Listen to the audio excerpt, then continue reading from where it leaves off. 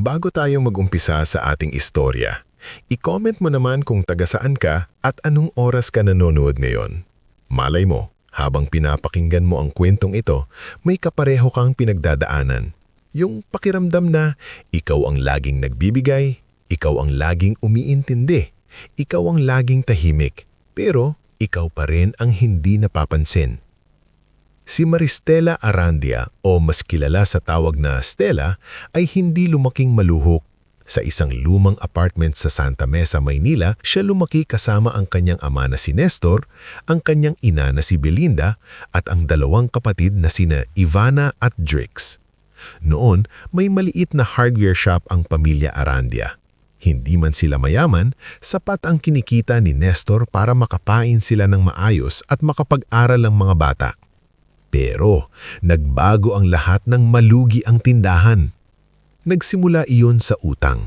May kaibigang nanghiram ng puhunan kay Nestor at nangakong babayaran agad.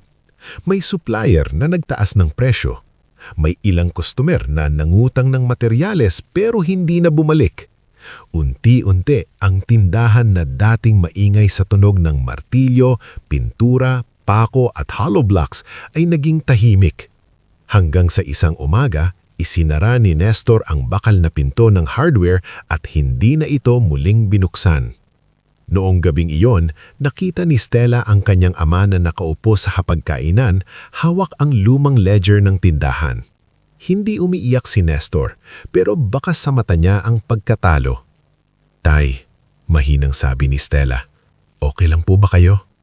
Tumanggo si Nestor, pero hindi siya makatingin sa anak. "Pasensya na anak, akala ko kaya ko pang isalba." Si Belinda naman ay nasa kusina, malakas ang buntong hininga habang nagliligpit ng plato. "Hindi na natin alam kung saan kukuha ng pang-tuition ng mga bata," sabi niya. Si Ivana, kailangan magbayad ng project. Si Drix, may field trip. Paano na? Noon ay nasa kolehiyo na si Stella. Magaling siya sa accounting at pangarap niyang maging consultant balang araw para tulungan ang maliliit na negosyo na hindi malubog sa utang, gaya ng nangyari sa kanila. Pero nang gabing iyon, alam niyang may kailangang magsakripisyo. Kinabukasan, hindi siya pumasok. Pagbalik ni Belinda mula palengke, nadatnan niya si Stella sa mesa, maayos na nakatupi ang kanyang school uniform at may hawak na application form mula sa isang maliit na opisina. "Ma," sabi ni Stella, pilit pinatatag ang boses, "maghahanap muna ako ng trabaho. Si Ivana at Drix na lang muna ang pag-aaralin natin." Napatingin si Belinda sa kanya. Hindi iyon tingin ng inang naaawa, mas mukhang iyong tingin ng taong nakakita ng solusyon sa problema. "Sigurado ka?" tanong ni Belinda, pero halatang gusto na niyang pumayag. Tumanggo si Stella. "Oo ma, panganay naman ako." Hindi niya alam na ang simpleng linyang iyon, "panganay naman ako," ang magiging kadena niya sa loob ng maraming taon. Lumipas ang panahon. Mula sa pagiging clerk, naging accounting assistant si Stella hanggang sa makapasok siya sa isang malaking logistics company sa Maynila. Masipag siya, tahimik at hindi palakibo sa opisina. Hindi siya mahilig sumali sa tsismisan, hindi rin siya pala-post sa social media. Madalas, siya ang unang dumarating at huling umaalis. Sa building kung saan siya nagtatrabaho, kilala siya ng security guard na si Kaomeng. Matandang lalaki ito na may pilak na ang buhok pero matalas pa rin ang mata sa mga taong pagod. "Ma'am Stella," bati ni Kaomeng isang gabi habang palabas siya ng lobby. "Alas 10 na naman. Wala ka bang asawa na susundo sa'yo?" Napangiting mahina si Stella. "Wala po, Kaomeng. Trabaho lang muna." "Trabaho lang muna? Parang ilang taon ko nang naririnig yan sa'yo." Tawa si Kaomeng, pero nang mapansin niyang maputla si Stella, agad itong nag-alala. "Kumain ka na ba?" Sandaling nahimik si Stella. Sa totoo lang, kape pa lang ang laman ng tiyan niya mula tanghali. Nungit, ngumiti siya. "Mamaya na, may tira pa sigurong kanin sa bahay." Umiling si Kaomeng at iniabot sa kanya ang isang maliit na supot ng pandesal. "Binili ko yan kanina. Sobra. Dalin mo ma." "Ay, wag na po." Kunin mo na, baka ikaw pa ang bumagsak bago ang kumpanya nyo. Tinanggap ni Stella ang pandesal at ngumiti. Minsan, mas nararamdaman pa niya ang pag-aalala mula sa mga taong hindi niya kadugo. Sa bahay, iba ang mundo. Pagdating niya, madalas nadadatnan niyang nakahiga sa sofa si Drix habang naglalaro sa cellphone, suot ng mamahaling headphones na si Stella rin ang bumili noong birthday nito. Si Ivana naman ay nasa kwarto, nagre-record ng video para sa social media, nagpapalit-palit ng damit na parang may photoshoot araw-araw. "Te," sigaw ni Drix kang makita siya, hindi man lang tumitingin. "Dumating na ang bill ng internet, bayaran mo raw bago maputol, kailangan ko pa sa gaming stream." Hindi pa nakakapagbaba ng bag si Stella, pero tumango na siya. Magkano? 4,000 plus. May add-on kasi ako. Napakurap si Stella. "Drix, sabi ko huwag kang mag-a-add-on nang hindi nagpapaalam." Doon lang tumingin si Drix sa kanya, nakasimangot. "Grabe ka naman ate, internet lang yan. Ikaw lang naman ang may malaking sweldo dito." Mula sa kusina, sumabat si Belinda. "Hayaan mo na Stella, bunso mo yan. Tsaka alalaki, kailangan may pinapakaabalahan para hindi mapariwara." Gusto sanang sabihin ni Stella na hindi dahilan ng pagiging bunso para hindi matutong maging responsable. Gusto sana niyang sabihin na hindi niya nakaya, pero nilunok niya ang salita, gaya ng lagi niyang ginagawa. Si Ivana naman, lumabas ng kwarto, suot ang bagong damit. "Ate, okay ba to?" tanong nito habang umiikot sa harap niya. "Maganda," sagot ni Stella. "Ay good, picturean mo naman ako mamaya, pero ayusin mo kuha ha, huwag yung parang pang ID, pang feed ko to." Hindi man lang tinanong ni Ivana kung kumusta ang araw niya. Hindi man lang napansin na namumula ang mata niya sa puyat. Si Belinda naman, habang naglalagay ng ulam sa mesa, ay nagsalita na parang normal lang ang lahat. "Stella, may due pala bukas sa credit card mo. Yung ginamit ko sa grocery at gamot ng tatay mo. Tsaka yung binili ni Ivana na ring light, kailangan daw niya sa trabaho niya online." "Ma," mahinang sabi ni Stella. Hindi pa naman kumikita si Ivana sa online niya. Napatingin si Ivana na parang nasaktan. "Ate, grabe ka. Hindi mo ba alam na investment to?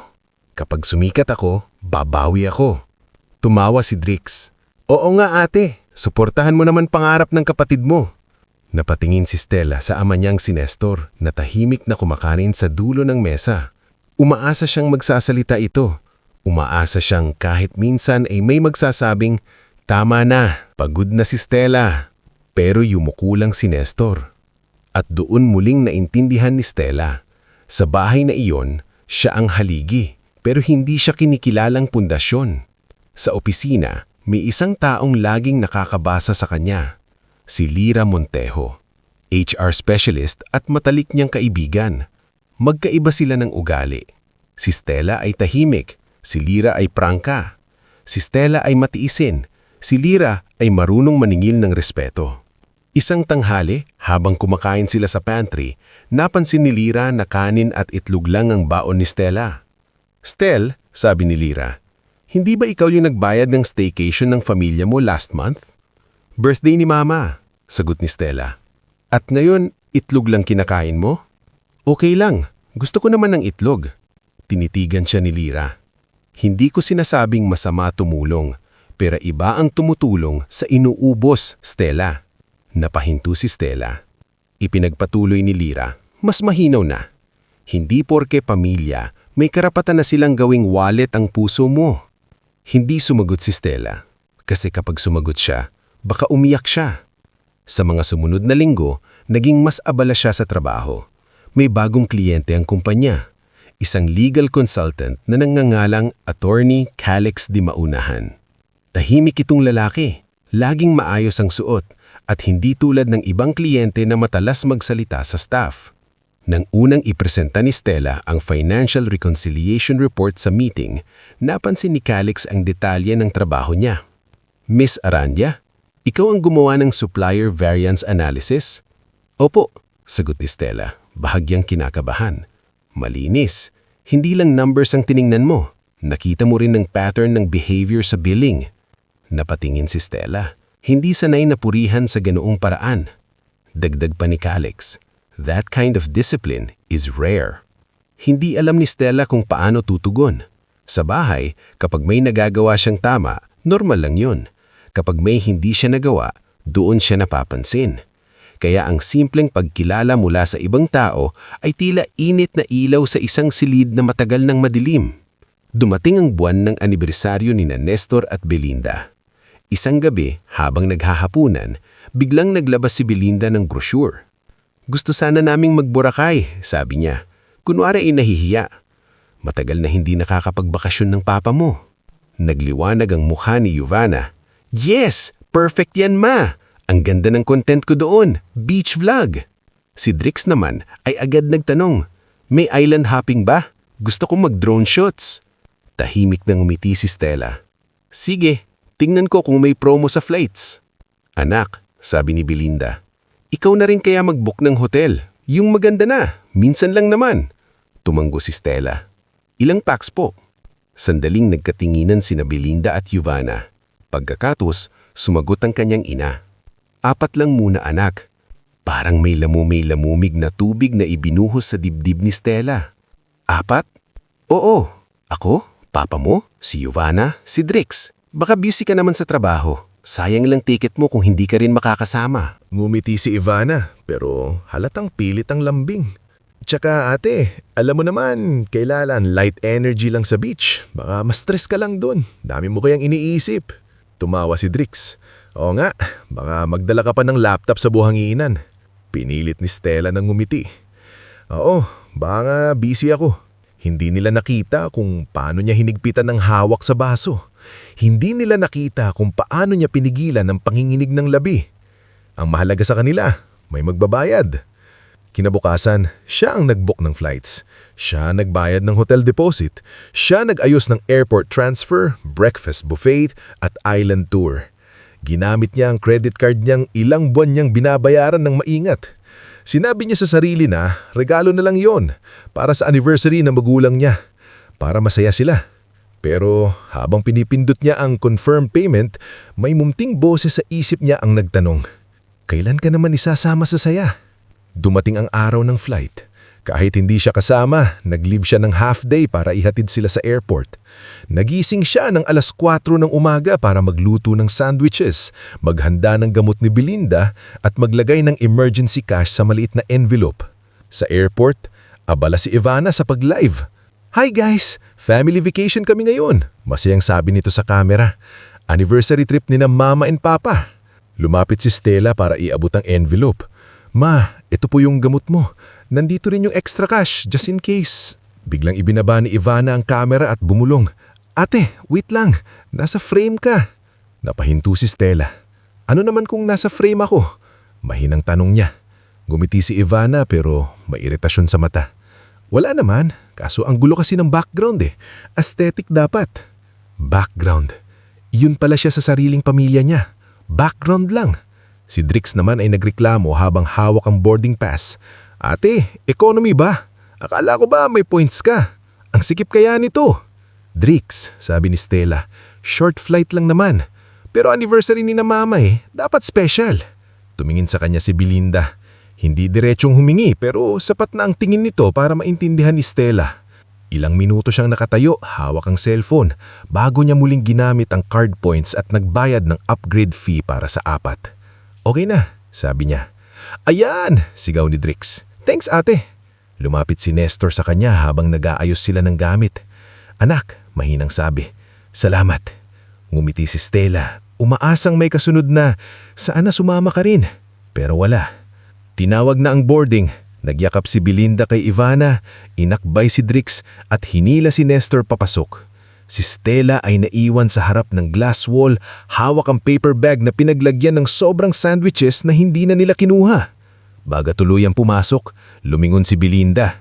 Stella, bantayan mo muna bahay ha, tsaka yung bills wag mong kakalimutan.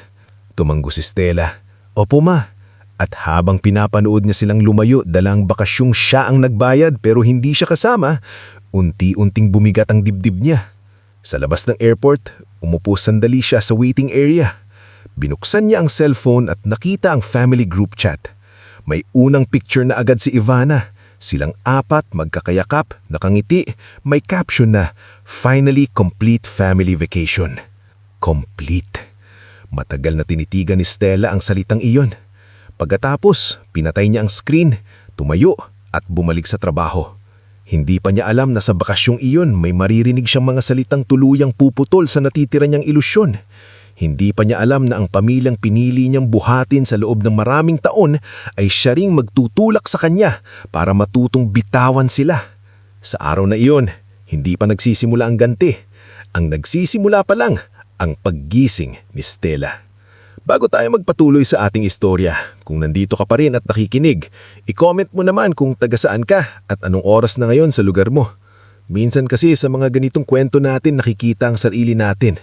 Yung kahit pagod ka na, ginagawa mo pa rin ang lahat para sa mga taong mahal mo. Kahit hindi ka nila gayang mahalin pabalik sa tamang paraan. Pagkatapos maihatid ni Stella ang kanyang pamilya sa airport, bumalik siya sa opisina na parang walang nangyari. Hawak pa rin niya ang paper bag ng mga sandwiches na hindi na nila kinuha. At kahit pilit niyang itinatago ang lungkot, ramdam iyon sa paraan ng kanyang lakad. Hindi siya umiiyak, hindi siya nagrereklamo. Pero may bigat sa kanyang mga balikat na parang mas mabigat pa sa mga kahon na dala niya nung isinara ang lumang hardware shop ng pamilya nila. Pag-entry niya sa lobby, nakita siya agad ni Kaumeng sa lobby. "Oh, Ma'am Stella, akala ko naka-leave ka ngayon. Hindi ba hinatid mo pamilya mo?" Gumiti si Stella, pero halatang pagod ang mga mata. Oo, Kaoming. Hinatid ko lang po. Kailangan ko pa rin pumasok. May report pa akong tatapusin. Napatingin si Kaoming sa hawak niyang paper bag. Hindi ka man lang ba sumama? Sandaling natigilan si Stella. Pilit niyang inayos ang strap ng bag sa balikat. Hindi po. Busy po kasi ako. Hindi na nagsalita si Kaoming, pero kita sa mukha nito na hindi siya naniniwala. May mga matatandang tulad niya na hindi kailangan makarinig ng buong kwento para maintindihan ang sakit. Minsan, sapat na ang tingin sa matang pilit na hindi luluha. "Kung gutom ka mamaya," sabi ni Kaomeng, "may nagtitinda sa kanto ng mainit na sopas. Sabihin mo lang sa akin kung gusto mo. Ipapabili kita." "Salamat po. Okay lang po ako." Pero hindi siya okay. Pagdating niya sa kanyang desk, sinalubong siya ng tambak na trabaho. May supplier invoices na kailangan i-check, may monthly reconciliation na hindi pa tapos, at may bagong request mula kay Madam Soraya Venturanza, ang company director, tungkol sa ilang kahina-hinalang billing entries. Sa normal na araw, kakayanin ni Stella ang lahat ng maayos. Pero ngayong araw, paulit-ulit na bumabalik sa isip niya ang caption ni Ivana sa group chat. "Finally, complete family vacation." Complete. 4 sila sa litrato. Nakangiti sina Belinda, Nestor, Ivana at Drix. Nasa likod nila ang airport gate at kitang-kita ang saya sa kanilang mukha. Parang walang kulang. Parang walang anak na naiwan matapos magbayad ng lahat. Napabuntong hininga si Stella at itinago ang cellphone sa drawer. "Hindi ka iiyak dito," bulong niya sa sarili. "Trabaho muna." Lumipas ang maghapon sa harap ng computer. Maya't maya, may lumalabas na notification mula sa credit card app niya. Una, airport lounge charge. Sumunod, restaurant sa Boracay. Pagkatapos, hotel incidental deposit. Pagkatapos, beachwear boutique. Napapikit si Stella nang makita ang halaga. Swimsuit? Mahina niyang sabi sa sarili. Hindi ba nagdala na sila? Hindi pa man lumipas ang 1 oras, may panibagong charge. Drone rental service. Napahawak siya sa sentido. Alam na alam niyang si Drix iyon.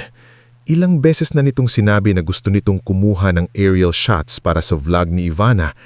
Hindi niya naisip na gagamitin nila ang card niya roon nang walang paalam. Nang tanghali, yunaya siya ni Lira Montejo sa pantry. May dalang lunch si Lira mula sa labas. Adobo rice bowl at 2 bottled water. Alam nitong malamang hindi na naman kumain ng maayos si Stella. "Stel," sabi ni Lira habang inilalapag ang pagkain, "hindi mo ako lulukoyin. Hindi ka pa kumakain, no?" "Kumain ako ng sandwich kanina." Yung sandwich na hindi kinain ng pamilya mo. Napatingin si Stella. Paano mo nalaman? Stella, best friend kita at obvious sa mukha mo kapag may nilulunok kang sama ng loob imbes na pagkain. Hindi nakasagot si Stella. Umupo siya sa harap ni Lyra at tinanggap ang bottled water. Magkano na nagastos nila? Tanong ni Lyra. Hindi ko pa kinukwenta. Ibig sabihin, malaki. Tahimik siya. Kinuha niya ang kutsara pero hindi agad kumain. Lyra, mahina niyang sabi. Masama ba akong anak kung sumasama ang loob ko na hindi nila ako isinama? Ibinaba ni Lyra ang hawak na tinidor. Hindi. Ang masama, pinaniwalaan kang nilang normal lang na ikaw ang magbabayad pero ikaw ang hindi kasama. Napayuko si Stella. Anniversary naman ni Mama at Papa. Anniversary nila, pero credit card mo. Bakasyon nila, pero pagod mo. Saya nila, pero lungkot mo. Huminga siya ng malalim. Stel, kailan ka magiging parte ng sarili mong buhay? Tumama iyon kay Stella. Hindi siya sumagot dahil wala siyang sagot. Pagbalik niya sa desk, tinanggap niya ang tawag kay Miko Tanggad, isang junior accounting staff na madalas lumapit kay Stella kapag may hindi naiintindihan sa reports. Bata pa si Miko, medyo awkward magsalita pero masipag at marunong makinig. Ma'am Stella, sabi ni Miko may halong kaba sa boses, may napansin po ako sa supplier accounts. Yung Baltrex hauling, pare-pareho po yung invoice amount every 2 weeks pero iba-iba po yung delivery volume. Biglang naging alerto si Stella.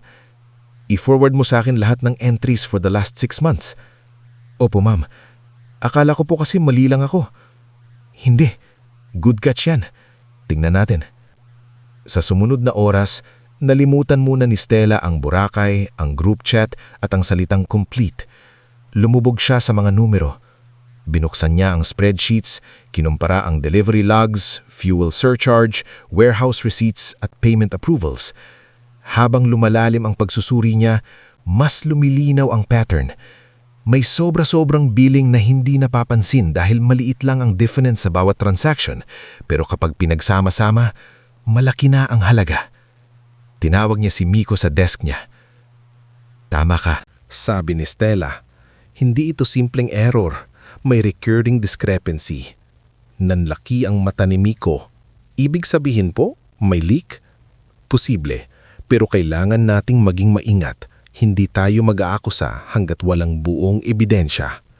Nagtrabaho sila hanggang hapon. Si Stella ang gumawa ng summary report. Si Miko ang naghanap ng supporting documents. Nang ipasa nila iyon kay Madam Soraya, agad silang pinatawag sa conference room. Nandun din si Attorney Calix Di Maunahan, tahimik na nagbabasa ng printed copy ng findings. Miss Arandia, sabi ni Madam Soraya, seryoso ang muka. Ikaw ang nakakita nito. Si Miko po ang unang nakapansin ng unusual pattern, sagot ni Stella.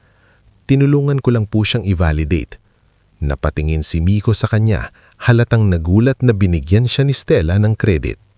Tumingin naman si Attorney Calix kay Stella. Hindi ito maliit. Kung tama ang analysis nyo, ilang buwan nang may nawawalang pera sa billing cycle. Tumanggo si Stella. Opo, estimate pa lang po ito pero nasa 7 digits na ang possible exposure.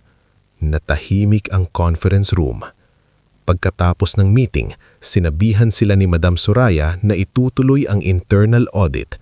Bago lumabas si Stella, tinawag siya ni Calix. Miss Aradia. Lumingon siya. Yes, attorney. Hindi lang ito technical skill. Kailangan ng integridad para i-report ang ganitong bagay nang hindi naghahanap ng spotlight. Hindi alam ni Stella kung bakit biglang kumirot ang dibdib niya. Siguro dahil sa buong araw na iyon, sa opisina lang niya naramdaman na may halaga siya. Hindi dahil nagbayad siya, hindi dahil may naibigay siya, kundi dahil may nagawa siyang tama. Salamat po, mahina niyang sabi. Pagbalik niya sa desk, nakita niya ang sunod-sunod na messages sa family group chat. May pictures sa beach, Si Ivana na nakapost sa buhangin, si Drix na may hawak na drone controller, si Belinda na naka-sunglasses habang umiinom ng fruit shake, si Nestor na nakaupo sa tabi ng dagat, mukhang pagod pero nakangiti.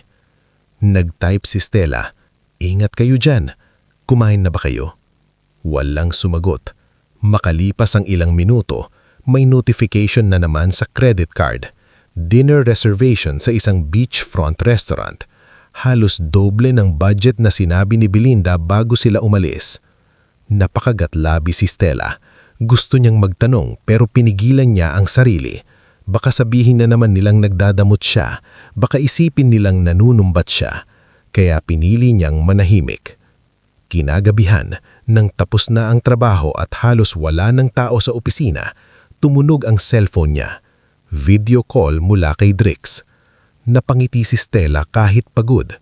Siguro, naisip niya, tatawag sila para magpasalamat. Siguro ipapakita nila ang dagat. Siguro naalala nila siya kahit kaunti. Sinagot niya ang tawag. Una niyang nakita ang madilim na langit at mga ilaw sa tabing dagat. Maingay sa paligid. May tawanan, tunog ng baso at musika. Hindi mukha ni Drix ang agad bumungad. Tila nakapatong lang ang cellphone sa mesa at hindi nila napansin na nasagot na ang tawag. "Hello?" sabi ni Stella. "Drix?" Narinig niya ang boses ni Ivana, medyo malakas at parang natatawa. "Promise ma, mas maganda talaga vibe dito kung tayo-tayo lang. Imagine kung kasama si ate, baka puro reminder sa gastos maririnig natin." Tumawa si Drix. "Oo ma, baka sabihin, 'Drix, mahal yan. Ivana, wag yan.'" Sumunod ang boses ni Belinda. "Hayaan nyo na ang ate nyo. Mabait naman yon. Tsaka siya naman ang may trabaho. At least nakapag-relax tayo." Parang may humawak sa lalamunan ni Stella. Hindi siya makapagsalita. Narinig niya si Nestor na mahina ang boses. "Tama na. Baka marinig kayo." "Pa-relax," sabi ni Drix. Hindi naman siya nandito. Huminga ng malalim si Stella at pinilit magsalita. "Drix, ako to." Biglang natahimik ang kabilang linya. May kumalabog na tunog. Marahil kinuha ni Drix ang cellphone. Lumabas sa screen ang mukha niyang nagulat, tapos napalitan ng awkward na tawa. "Ate, akala ko hindi pa nasasagot." Nakita sa likod niya si Ivana na nakapaayos ng buhok. Si Belinda naman ay umiwas ng tingin. Si Nestor ay naalyuko. "Stella," sabi ni Belinda, pilit kalmado. "Kamusta? Bakit ka tumawag?" "Ako ang tinawagan ni Drix," sagot ni Stella. Mahina pero malinaw. Natahimik sila. Dapat doon palang humingi na sila ng tawad. Dapat doon palang may nagsabing, "Hindi namin sinasadya." Pero minsan, kapag sanay ang tao na may sinasaktan na hindi lumalaban, hindi nila alam kung paano magpakumbaba. Si Ivana ang unang nagsalita. "Ate, joke lang naman yun. Sensitive ka na naman." "Joke?" tanong ni Stella. "Ang ibig lang naming sabihin," dadagdag ni Belinda, "baka hindi ka rin nag-enjoy kung sumama. Alam mo naman, lagi kang busy, lagi kang seryoso." Narinig niya ang bahagyang tawa ni Drix at dahil siguro sa alak, yabang o sobrang kumpiyansa na kahit anong gawin nila ay papatawarin sila ni Stella, bigla siyang sumigaw. "Mas masaya dito nang wala ka." Tumigil ang mundo ni Stella. Hindi malakas ang signal pero malinaw na malinaw ang mga salitang iyon. "Mas masaya dito nang wala ka." Parang paulit-ulit iyong umalingaw-ngaw sa tenga niya. Sa buong buhay niya, sanay siyang hindi isama. Sanay siyang hindi pasalamatan. Sanay siyang hindi piliin. Pero iba pala kapag mismong pamilya mo na ang nagsabing mas masaya sila kapag wala ka. "Drix!" saway ni Nestor mula sa background. "Ano ba? Joke lang!" Depensa ni Drix pero tumatawa pa rin. Hindi sumigaw si Stella. Hindi siya nagwala. Hindi niya sila minura. Tumingin lang siya sa screen. Isa-isa ang mukha nila. Ang inang pinili ang luho kaysa malasakit, ang kapatid na ikinahiya siya, ang bunsong ginawang biro ang sakit niya, at ang amang laging tahimik kahit nakikita ang mali. "Okay," sabi ni Stella. Nagulat si Belinda. Anong okay? Tumanggo si Stella, halos walang emosyon ng mukha. Enjoy, Kylo. Pagkatapos, pinatay niya ang tawag. Sa ilang segundo, nakaupo lang siya sa harap ng computer. Walang luha, walang sigaw, tahimik lang. Pero sa katahimikan niyon, may pinto sa loob niya na tuluyang nagsara. Tumunog muli ang cellphone niya. Si Belinda, hindi niya sinagot. Tumunog ulit. Si Giovanna, hindi rin niya sinagot. Sumunod si Drix, pagkatapos si Nestor, pagkatapos group call, paulit-ulit. Tumayo si Stella at pumunta sa pantry. Kumuha siya ng malamig na tubig. Nanginginig ang kamay niya pero hindi pa rin siya umiiyak. Bumalik siya sa mesa, binuksan ang banking app at tinignan ang credit card controls. Nakalagay doon ang supplementary card access at travel privileges, cash advance at online transaction settings. Matagal niyang tinitigan ang screen. Naalala niya ang gabing tumigil siya sa pag-aaral. Naalala niya ang unang sweldo niya ang halos buong-buong inabot kay Belinda. Naalala niya ang mga birthday na wala siyang handa dahil inuna niya ang tuition ni Drix. Naalala niya ang mga sapatos ni Giovanna, gamot ni Nestor, grocery ni Belinda, bills, utang, appliances at lahat ng "Ate, ikaw muna." At ngayon, sa bakasyong siya ang nagbayad, mas masaya raw sila nang wala siya. Pinindot niya ang freeze card access. Isang confirmation ang luhabas. Are you sure you want to disable supplementary card access and selected travel transactions? Huminga ng malalim si Stella. Oo, bulong niya. Sigurado ako. Pinindot niya ang confirm. Ilang minuto lang ang lumipas, nagsimula na ang sunod-sunod na tawag. 1, 3, 5, 8, 12. Hindi niya sinagot. Nakita niya ang messages ni Giovanna. Ate, bakit declined yung payment? Ate, nakakahiya dito. Ate, sagutin mo naman. Sumunod si Drix. Ate, joke lang kanina. Ate, kailangan naming bayaran hotel. Ate, huwag kang OA. Tapos si Belinda. Anak, ano ginawa mo? Stella, nakakahiya sa mga tao. Sagutin mo ako. Nanay mo ako. Nang umabot sa 37 missed calls, pinatay niya ang screen. Hindi siya umuwi agad. Lumabas siya sa opisina na parang lutang. Sa lobby, nakita siya ni Kaomeng. Ma'am, okay ka lang? Ngumiti si Stella, pero doon na nagsimulang mangilid ang luha niya. Kaomeng, saan po yung supas na sinasabi niyo kanina? Hindi na nagtanong si Kaomeng. Kunuha niya ang payong at sinamahan siyang tumawid sa maliit na karinderya sa kanto, ang karinderya ni Aling Pasing.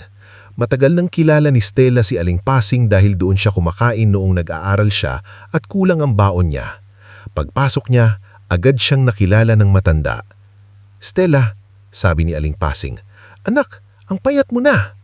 Doon na siya tuluyang napaupo. Ibinaba ni Aling Pasing isang mangkok ng mainit na supas sa harap niya. Ilang sandali pa, dumating si Lira, hingal na hingal dahil tinawagan siya ni Kaomeng. Stel, anong nangyari? Hindi agad sumagot si Stella. Tinignan niya ang cellphone niyang patuloy pa ring umiilaw sa mesa. Sinabi nila, mahinang sambit ni Stella, mas masaya raw sila nang wala ako. Napamura ng mahina si Lira pero pinigilan ng sarili. Si Aling Pasing naman ay umupo sa kabilang tabi ni Stella at hinaplos ang likod niya. Anak, minsan ang pamilyang mahal mo, sila rin ang kailangang turuan kung saan ang hangganan. Doon umiyak si Stella. Hindi malakas, hindi dramatiko. Tahimik lang habang hawak ang kutsara sa harap ng sopas na unti-unting lumalamig. Hindi iyon luha ng paghihiganti. Luha iyon ng isang taong ngayon lang naintindihan na ang pagmamahal na walang respeto ay hindi pamilya. Ito ay pag-ubos. Sa gabing iyon, habang nasa malayo ang pamilya niyang nagpapanik dahil hindi na gumagana ang card niya, unang beses na pinili ni Stella ang sarili niya. At kahit masakit, iyon ang simula ng pagbabago. Bago tayo magpatuloy sa ating istorya, i-comment mo una kung taga saan ka at anong oras ka nanonood ngayon. Minsan kasi habang sumusubaybay tayo sa kwento ng iba, may mga parte tayong natatamaan. Lalo na kung minsan ka na ring naging taong laging nagbibigay, pero sa huli, ikaw pa ang napapasama kapag natuto kang humindi. Sa maliit na karinderya ni Aling Pasing, tahimik na nakaupo si Stella sa harap ng mangkok ng sopas.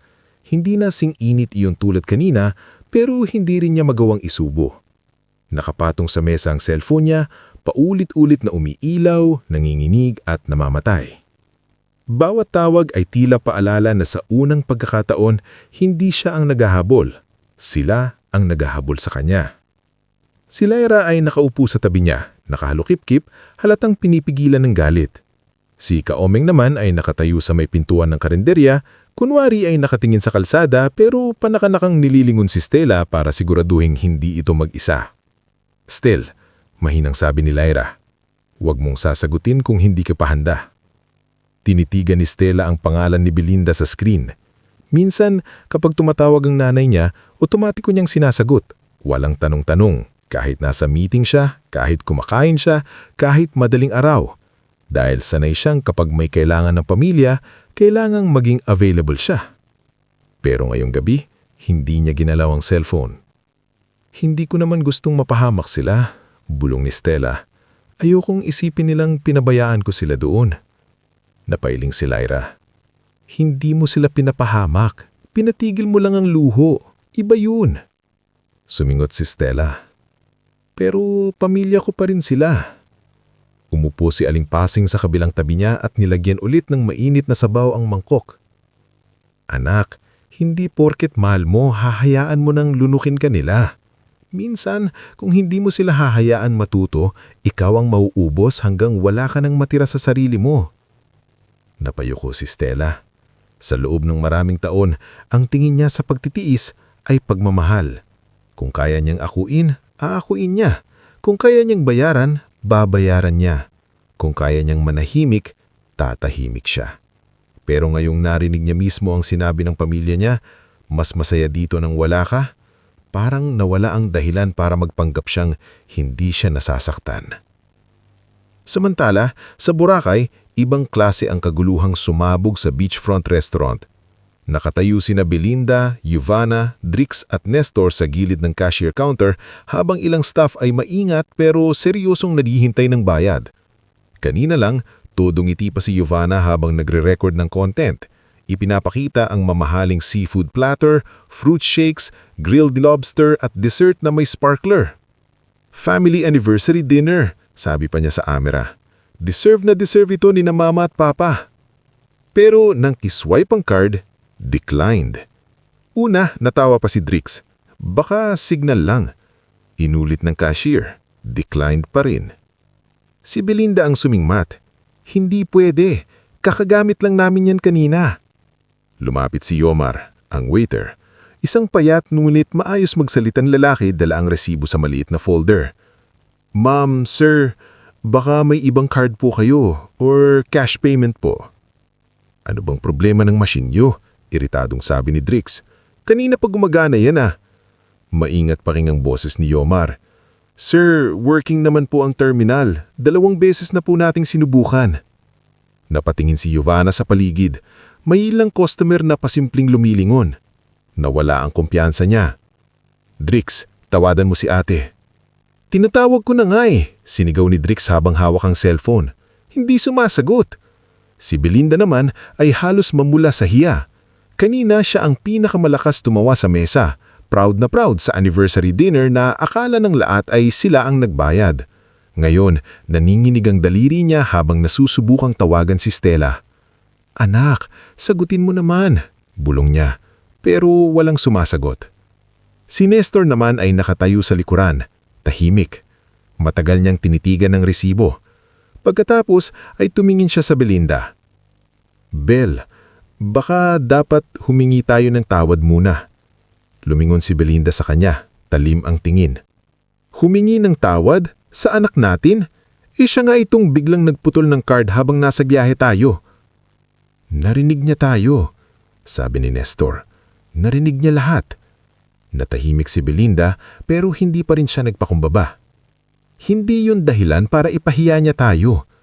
Biglang napasabit si Yomar, maingat ngunit firm. "Ma'am, sir, pasensya na po. Kailangan lang po talaga masettle ang bill bago kayo makaalis." "Hindi kami tatakas," sabi ni Drix, napalakas ang boses. "Drix, Sabay ni Nestor, tumahimik ka. Si Ivana naman ay nagbubura na ng ilang video sa phone. May nakuha pala siyang clip kung saan narinig ang pag-decline ng card at ang boses ni Drakes na nagagalit sa cashier. Nakabahan siya. Kapag may ibang customer na nakapag-video, siguradong kakalat iyon. Ang image niyang sosyal at perfect family ay pwedeng gumuho dahil lang sa isang gabing wala silang pambayad.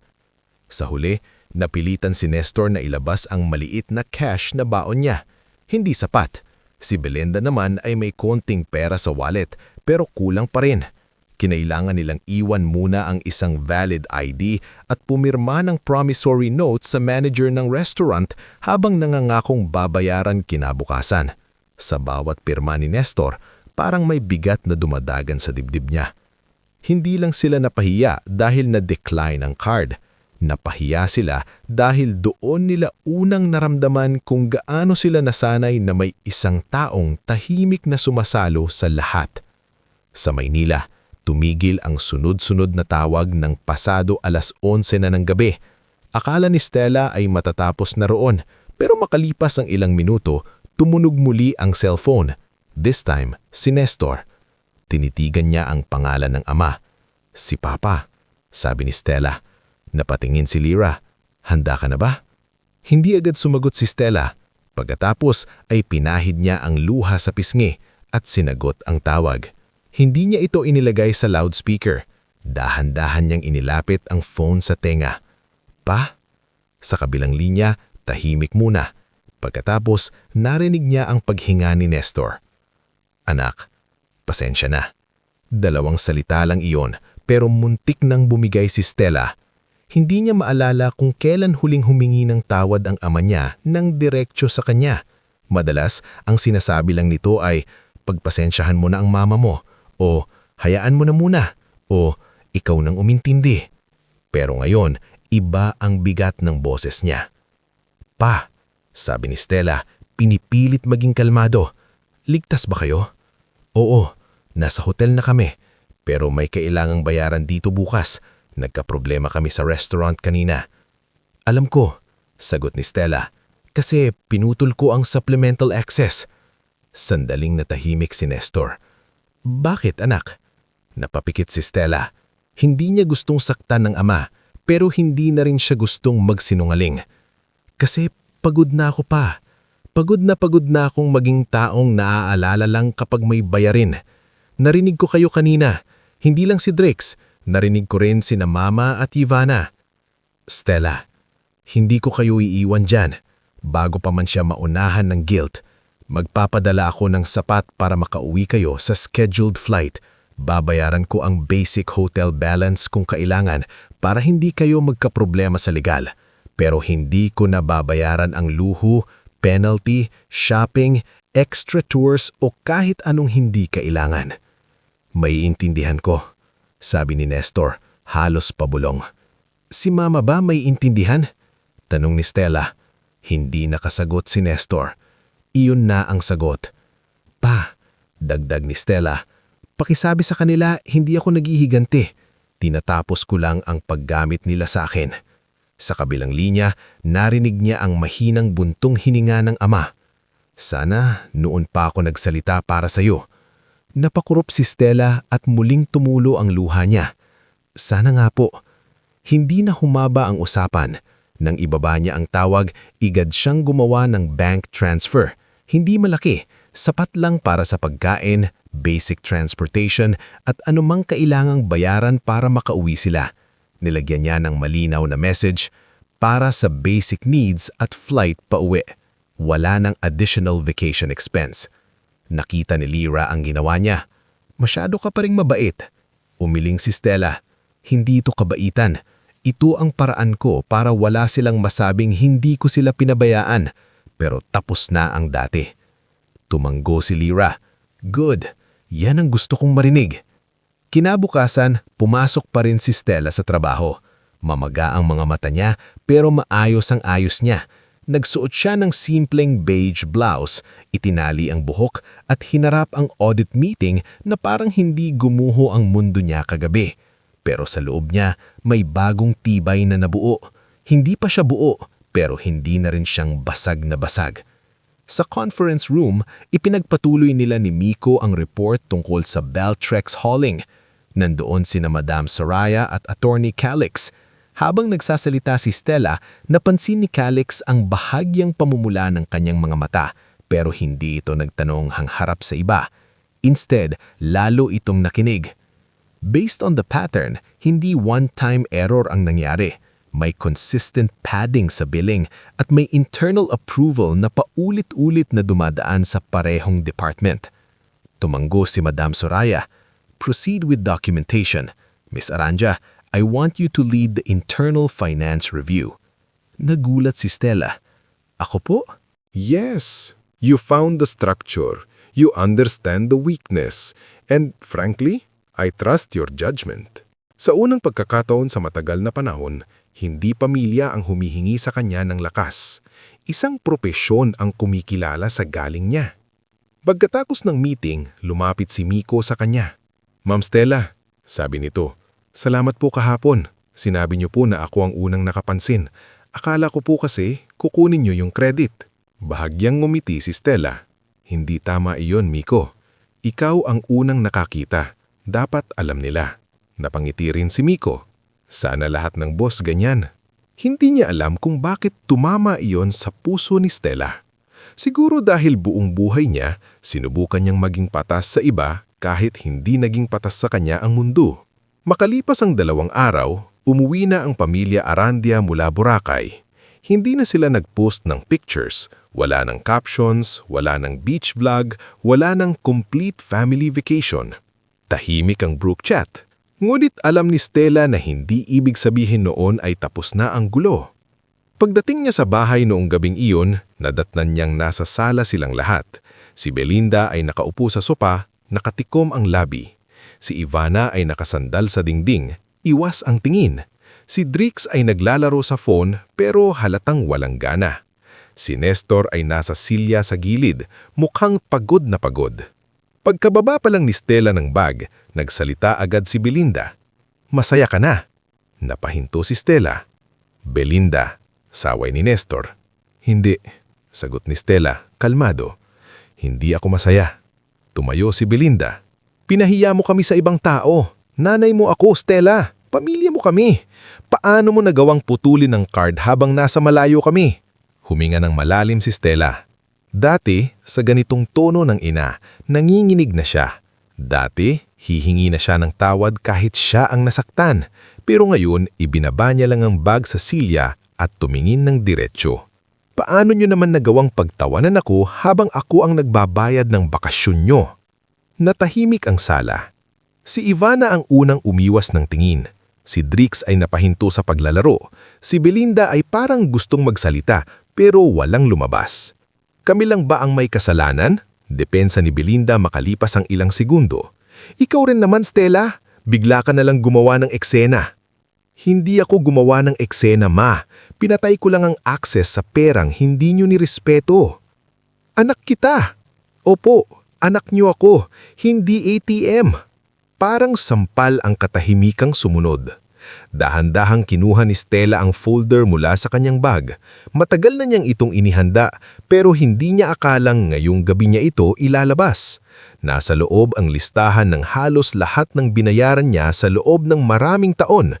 Tuition ni Ivana noong college, unpaid loans ni Drix, groceries, medical bills ni Nestor, credit card balances ni Belinda, appliances, renta, internet, phone plans, birthday parties, damit, gadgets, at kung ano-ano pa. Inilapag niya iyon sa mesa. Ano yan? Tanong ni Drix. Listahan, sagot ni Stella. Hindi para manumbat, para makita niyo kung gaano katagal akong tumahimik. Binuklat ni Nestor ang unang pahina. Habang binabasa niya ang mga halaga at petsa, unti-unting nagbago ang mukha niya. Parang na yun lang niya nakita sa papel ang bigat na matagal nang pasan ng kanyang anak. Stella, mahinang sambit. Tumigil ako sa pag-aaral para makatapos kayo, sabi ni Stella, nakatingin kina Ivana at Drix. Hindi ko siningil yun, hindi ko ipinangamdam sa inyo. Pero habang lumalaki kayo, natuto kayong mag-isip na normal lang na ako ang mawawalan para kayo ang magkaroon. Napayuko si Ivana. Si Drix naman ay pilit pa ring matapang. "E di sana sinabi mo." Napatingin si Stella sa kanya. "Ilang beses, Drix? Ilang beses kong sinabi na magtipid ka? Ilang beses kong sinabi na tanungin muna ako bago gamitin ng card? Ilang beses kong sinabi na pagod ako?" Walang naisagot si Drix. "Hindi nyo lang pinakinggan," dagdag niya.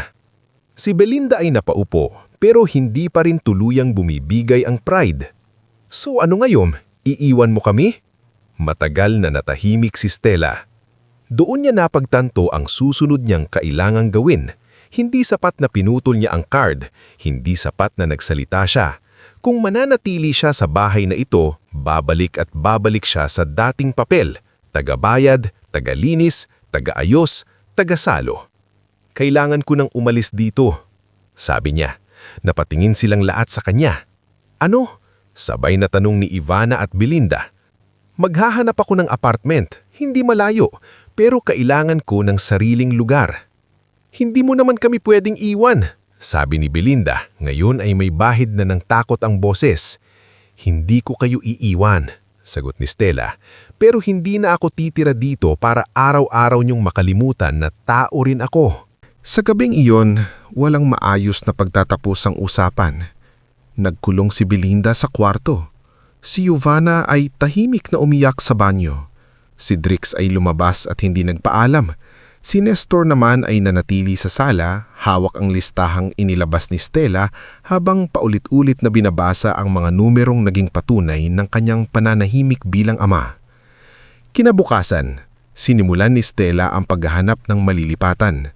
Tinulungan siya ni Lira na tumingin ng maliit na apartment sa Mandaluyong. Hindi ito marangya. Isang kwarto lang, may maliit na kusina, may bintanang tanaw ang masikip na kalsada at may sahig na kailangan pang linisin. Pero nang tumayo si Stella sa gitna ng unit, kakaibang naramdaman niya. Tahimik. Walang sumisigaw. Walang naniningil. Walang humihingi. Walang nangungutya. "Hindi siya fancy," sabi ni Lira, "pero kaya mong gawing bahay." Hinawakan ni Stella ang susi. "Oo, bahay ko." Sa araw ng paglipat niya, hindi maraming gamit ang dinala niya. Ilang kahon ng damit, mga libro sa accounting, lumang litrato ng hardware shop at isang maliit na frame ng graduation photo na hindi niya tapos lagyan ng toga dahil tumigil nga siya noon sa pag-aaral. Dumating si Kaomeng pagkatapos ng duty para tumulong magbuhat. Si Miko naman ay nagpunta rin at nag-offer na ayusin ng internet connection. "Ma'am, sure po kayo dito?" tanong ni Miko habang kinakabit ang router. "I mean, first time niyo po bang mag-isa?" Ngumiti si Stella. "Matagal na akong mag-isa, Miko. Ngayon lang nagkaroon ng sariling address." Hindi nakaimik si Miko. Si Lira naman ay palihim na napangiti. Kinagabihan, matapos maibaba ang huling kahon, naiwan si Stella sa maliit niyang apartment sa Mandaluyong. Wala pa siyang dining table. Wala pa siyang kama. Foam lang sahig. Ang ulam niya ay lugaw na binili ni Lira sa kanto at ang kurtina ay second hand na dala nito mula sa bahay. Pero habang nakaupo siya sa sahig, hawak ang plastik na kutsara, may kakaibang gaan sa dibdib niya. Tumunog ang cellphone niya. Message mula kay Nestor. "Anak, nakauwi ka na ba ng maayos?" Matagal niya itong tinitigan bago sumagot. "Oo pa, maayos ako." Makalipas ang ilang segundo, may reply. "Pasensya na sa lahat. Hindi ko pa alam paano babawi, pero susubukan ko." Hindi pa handa si Stella na sabihing okay na ang lahat. Hindi pa niya kayang burahin ang sakit. Pero sa unang pagkakataon, hindi niya naramdaman na kailangan niyang ayusin agad ang nararamdaman ng iba. Kaya ang isinagot niya lang ay, "Salamat pa. Sana talaga." Ibinaba niya ang cellphone at tumingin sa paligid ng maliit na apartment. May mga kahon pa, may alikabok pa, may lungkot pa rin. Pero kanya ang katahimikan. At sa unang gabi niya roon, Habang humihigop siya ng simpleng lugaw sa sahig, naiintindihan ni Stella na hindi lahat ng pag-alis ay pagtalikod. Minsan, ang pag-alis ang unang hakbang para mailigtas ang sarili. Bago tayo magpatuloy sa ating istorya, i-comment mo muna kung pagasaan ka at anong oras ka nanonood na yan. Minsan, may mga gabi na akala natin katapusan na ng lahat, pero iyon pala ang unang pahina ng buhay na matagal na nating ipinagkait sa sarili natin. Sa unang linggo ni Stella sa maliit niyang apartment sa Mandaluyong, hindi naging madali ang lahat. Akala ng iba, kapag nakaalis ka na sa bahay na nanakit sa'yo, otomatiko nang gagaan ang pakiramdam. Pero hindi ganun kasimple ang sugat na matagal mong pinasan. May mga gabi pa ring nagigising si Stella sa cellphone niya. Akala niya may emergency sa bahay. May mga umaga pa ring automatic niyang binubuksan ng banking app para tignan kung may unpaid bill sina Belinda, Nestor, Giovanna o Drix. At may mga sandali pa ring napapaisip siya kung masama ba siyang anak dahil pinili niyang magkaroon ng sariling pinto, sariling susi at sariling katahimikan. Pero sa kabila ng lungkot, may kakaibang kapayapaan sa apartment niya. Walang sumisigaw ng, "Stella, bayaran mo ito!" Walang kumakatok sa kwarto niya para humingi ng pambili ng luho. Walang nanay na biglang lalabas ng resibo sa hapagkainan habang pagod na pagod siya mula trabaho. Sa unang pagkakataon, natutunan niyang umupo sa maliit na mesa na binili niya sa surplus shop, uminom ng kape nang hindi nagmamadali at pakinggan ang sarili niyang paghinga. Isang umaga, habang inaayos niya ang files para sa internal finance review ng kanilang kumpanya, tumawag si Lira. "Alive ka pa ba dyan?" bungad ni Lira. Ngumiti si Stella habang hawak ang mug. "Alive naman, medyo puro instant noodles pa rin ang menu." "Ayan ang hindi pwede. Pupunta ako mamaya, magdadala ako ng ulam."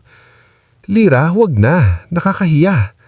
"Mas nakakahiya kung senior accountant ka pero noodles ang breakfast, lunch at dinner. Huwag kang makipagtalo." Napatawa si Stella. Malit na bagay yon, pero sa loob niya, malaking bagay ang may taong nag-aalala ng walang hinihinging kapalit. Sa trabaho, lalo siyang naging abala. Ang financial leak na natuklasan nila ni Miko tungkol sa Valtrex hauling ay lumalim pa. Lumabas sa follow-up review na may ilang empleyado sa procurement department na nakikipag-ugnayan sa supplier para palubuhin ang billing.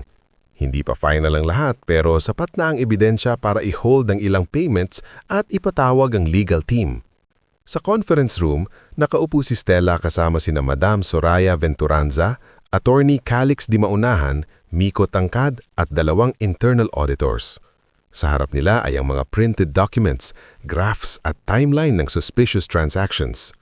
"Miss Aranja," sabi ni Madam Soraya, "kung hindi ninyo ito nahuli, ilang milyon pa ang pwedeng mawala sa kumpanya bago matapos ang taon?" Tahimik na tumanggo si Stella. "Kailangan pa rin nating i-confirm ang direct involvement ng approving officers. Ayokong may madamay na walang kasalanan." Napatingin si Calix sa kanya. "That's exactly why you should lead this review. You're careful even when the evidence is strong." Hindi saanay si Stella sa ganoong klase ng tiwala. Sa bahay, kapag nagdesisyon siya, madalas siya pa ang nasisisi. Sa opisina, ang bawat desisyon niya ay sinusukat sa linaw, ebidensya at integridad. Unti-unti, nararamdaman niyang hindi pala siya mahina. Matagal lang siyang inilagay sa lugar kung saan ang lakas niya ay ginagamit ng iba. Pagkatapos ng meeting, lumapit si Madam Soraya sa kanya. "Stella," sabi nito, mas personal ang tono, "I'm recommending you for a promotion. Finance Review Lead. May additional compensation at performance bonus kapag natapos natin itong audit." Napatigil si Stella. "Ma'am, sigurada po kayo? Matagal ka nang pinapansin. Hindi ka lang nagsasalita ng malakas pero kapag trabaho ang usapan, ikaw ang may pinakamalinaw na mata sa detalye." Hindi agad nakasagot si Stella. Sa isip niya, biglang dumaan ang mga gabing halos wala siyang pamasahe dahil inuna niya ang bill ng pamilya. Ang mga pagkakataong gusto niyang bumili ng bagong sapatos pero hindi niya tinuloy dahil may kailangan si Ivana. Ang mga panahong binababa niya ang pangarap niyang consultancy dahil laging may mas urgent para sa iba. "Salamat po," sabi niya. At sa pagkakataong iyon, hindi lang yun simpleng pasasalamat. para yung pinto na unti-unting bumubukas. Sa kabilang banda, sa bahay ng pamilya Aranja, nagsisimula namang bumagsak ang dating sistema. Nung una, akala ni Belinda ay panandalian lang ang pag-alis ni Stella. Inisip niyang kapag nakaramdam ng guilt ng anak, babalik din ito. Kaya sa unang mga araw palagi siyang nagpaparinig sa family group chat. Nang ang tahimik naman ng bahay kapag wala ang dating nag-aasikaso. May mga anak talagang nakakalimot kapag nakaangat ng kaunti. Pero hindi sumasagot si Stella sa parinig. Kapag tungkol sa totoong kailangan tulad ng gamot ni Nestor o household concern, sumasagot siya ng maayos. Pero kapag guilt at paninisi ang laman, hindi niya pinapatulan. Doon nagsimulang mairita si Belinda. Isang umaga, habang naghahanda ng kape, nagreklamo si Drix. "Ma, wala na ba tayong internet? Ang bagal." Tiningnan siya ni Belinda. "Hindi ko alam. Dati si ate mo ang tumitingnin yan." Tawagan mo." "Tinawagan ko na kagabi. Sabi niya ikaw daw ang tumawag sa provider kasi ikaw ang gumagamit ng pinakamalaki." Napatanga si Drix. "Ako? Hindi ko alam paano." Mula sa mesa, sinabi si Nestor. "Matuto ka." Napatingin si Drix sa apa. Bihira itong magsalita ng ganun. "Ano pa?" Sabi ko, "Matuto ka. Hindi habang buhay si ate mo ang kikilos para sa atin." Natahimik si Belinda pero halatang hindi siya sang-ayon. "Nestor, huwag mo namang biglayin ng bata." "Hindi na bata si Drix," sabi ni Nestor. 24 na siya. Napayuko si Drix, hindi sanay na pinagsasabihan ng direkta. Dati kapag may problema, isang reklamo lang niya, si Stella na ang gagawa. Ngayon, kailangan niyang tumawag sa customer service, maghintay sa linya, magtanong, magbayad ng overdue balance mula sa sariling ipon na halos wala. At doon nagsimula ang maliit pero mahalagang pagbabago. Dahil wala na siyang regular na allowance mula kay Stella, napilitan si Drix na maghanap ng trabaho. Hindi ito madali. Sanay siya sa komportableng buhay, hindi sa utos ng ibang tao. Ngulit nang irekomenda siya ni isang kapitbahay sa repair shop ni Mang Tasyo, wala siyang nagawa kundi subukan. Si Mang Tasyo ay matandang mekaniko, maitim ang balat sa init ng araw at hindi madaling bilugin ang ulo. Unang araw pa lang ni Drix, late na agad ng 30 minutos. "Pasensya na po, traffic," palasot ni Drix. Tiningnan siya ni Mang Tasyo mula ulo hanggang paa. "Ang traffic, pareho sa lahat, pero ikaw lang ang late." Napahiya si Drix. "Hindi na po mauulit." "Dapat lang. Dito hindi gumagana ang pa-cute. Kung hindi ka kikilos, wala kang sahod." Sa unang pagkakataon, walang ate Stella na sasalo sa kanya. Si Ivana naman ay nahirapan din. Pagbalik nila mula Boracay, may kumanat na maikling video kung saan maririnig ang iritadong boses ni Drix sa restaurant at makikita si Ivana na nagmamadaling itago ang kamera habang sinasabing, "Delete mo yan, nakakahiya."